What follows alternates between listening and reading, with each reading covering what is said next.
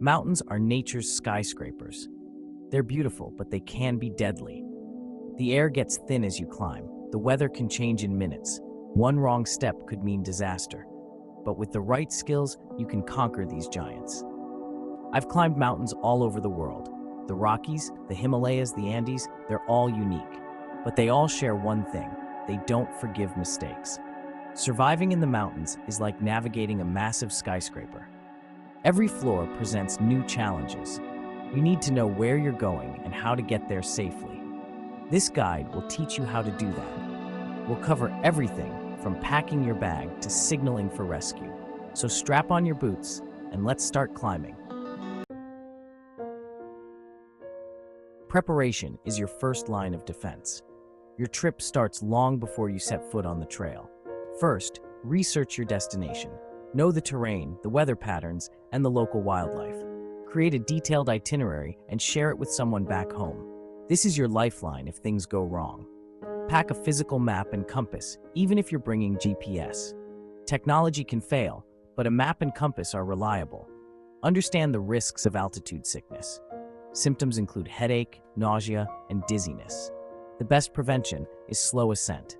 Give your body time to adjust. If symptoms persist, descend immediately. Practice your survival skills before you go.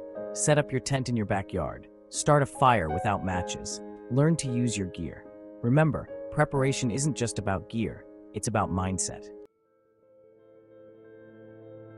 Packing for mountain survival is like equipping a soldier for battle. Every item must serve a purpose. Weight is your enemy. Choose gear that's lightweight but durable. Your life may depend on it. Start with a sturdy backpack. It's your mobile home in the mountains. Look for one with a good frame and plenty of pockets. A multi-tool is your Swiss Army knife of survival. It can cut, saw, and even help start fires. Don't forget a reliable water purification system. Clean water is life in the mountains. Layer your clothing.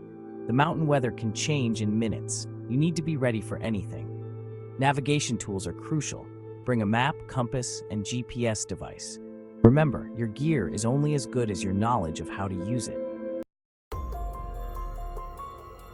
Navigating in the mountains is like finding your way through a giant maze. The landscape can be deceiving. What looks like a straight path on a map can be full of obstacles on the ground. That's why navigation skills are crucial. Start with the basics: map and compass. These never need batteries and always work. Learn to read contour lines on a map. They tell you the shape of the land. Practice taking bearings with your compass. It's a skill that could save your life. Use landmarks like peaks or valleys to orient yourself. GPS devices are great tools, but don't rely on them entirely. Batteries die, signals get lost. Always have a backup plan. One trick I use is to look back often as I hike. The view behind you can be very different. You'll need to recognize it on your return journey. If you do get lost, stay put. It's easier for rescuers to find a stationary target. In the mountains, your shelter is your safe haven. It's like building a fortress against the elements. A good shelter can mean the difference between life and death.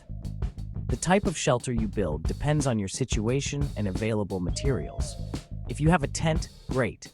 Set it up in a spot protected from wind and falling debris. Look for flat ground. If there's none, sleep with your head uphill. No tent, no problem. You can build a lean-to with branches and leaves. Find a large fallen tree or rock face for your back wall. Lean branches against it at a 45-degree angle. Cover with leaves or pine boughs for insulation. In snow, you can build a snow cave. Dig into a snowdrift, creating a small entrance tunnel that leads to a larger sleeping area. The entrance should be lower than the sleeping area to trap warm air inside. The key is to get out of the elements as quickly as possible. Fire is your best friend in the mountains. It provides warmth, light, and a way to purify water and cook food. But starting a fire in the wilderness isn't like flicking a lighter at home. It takes skill and practice. Always carry multiple fire-starting tools. Matches in a waterproof container, a lighter, and a ferrocerium rod are all good options. But what if those fail? That's when knowing primitive fire-making techniques can save your life. The hand drill method is like using a drill press. You spin a stick rapidly between your palms on a flat piece of wood. The friction creates an ember. Collecting the right materials is crucial. You need tinder, kindling, and fuel wood. Tinder catches the initial spark. Dry grass, paper, or char cloth work well. Kindling is the next step up, small twigs and branches that catch easily from the tinder. Finally, fuel wood keeps your fire going long term. In wet conditions, look for standing dead wood. Birch bark makes excellent tinder, even when wet. Always fully extinguish your fire before leaving camp. Finding food and water in the mountains is like striking gold. Water is your most precious resource. You can survive weeks without food, but only days without water. Moving water is generally safer than standing water, but always purify it. Snow and ice can be melted for water, but it takes a lot of energy. In dry areas, look for water-indicating plants like cottonwood or willow trees. Learn to identify edible plants in your area before your trip. If you're near water, fishing can be a good food source. Always prioritize water over food. First aid in the mountains is like being a one-person emergency room. You need to be prepared for anything. A well-stocked first aid kit is essential, but it's not just about having the right supplies. You need to know how to use them. Start with the basics. Learn how to clean and dress wounds. Practice applying bandages and splints. Know how to recognize and treat common mountain ailments like hypothermia and altitude sickness. Carrying prescription medications? Bring extra.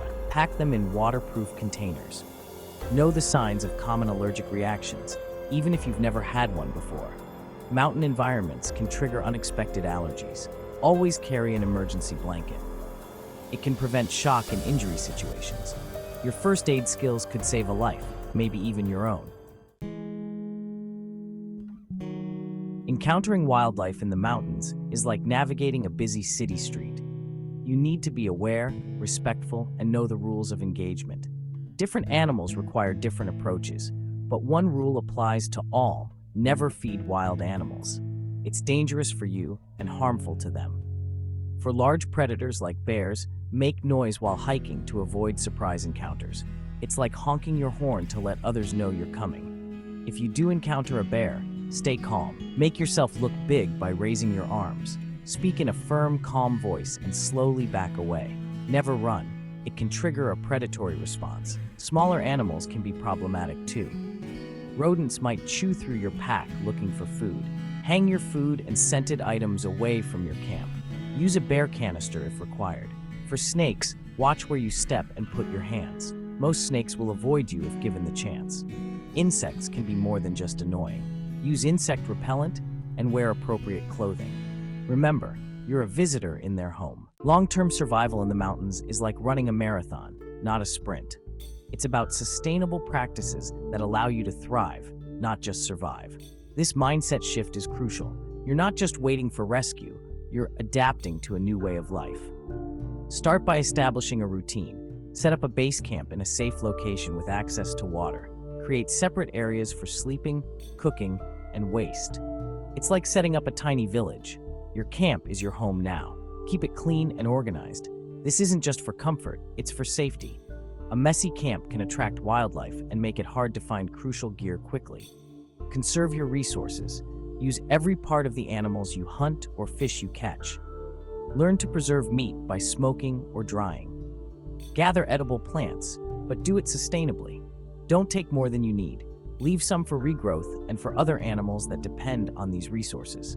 Signaling for rescue is an ongoing process. Maintain a signal fire, but only light it when you hear planes or see potential rescuers. In mountain survival, your mind can be your best friend or your worst enemy. It's like having an internal battery. You need to keep it charged to power through challenges. Mental well-being is just as important as physical health, maybe even more so. Start by accepting your situation. Fighting reality wastes energy. Instead, focus on what you can control. Set small, achievable goals each day. It could be improving your shelter, finding food, or practicing a survival skill. Each accomplishment is a victory. Celebrate it. It's like climbing a mountain one step at a time. Each step gets you closer to the summit. Maintain hope, but be realistic. False hope can lead to reckless decisions. Instead, cultivate patience and resilience. Use positive self-talk. Encourage yourself like you would a friend. Visualize your rescue or your successful return. Congratulations, you've just climbed the mountain of knowledge. But remember, this is just the beginning of your journey. Mountain survival is like training for a marathon. You've learned the theory, now it's time to practice. Start small. Try out your skills in safe environments. Set up your tent in your backyard. Practice fire-starting techniques in a controlled setting. Take day hikes and identify edible plants. Each experience builds your confidence and competence. Your mountain mastery journey has just begun.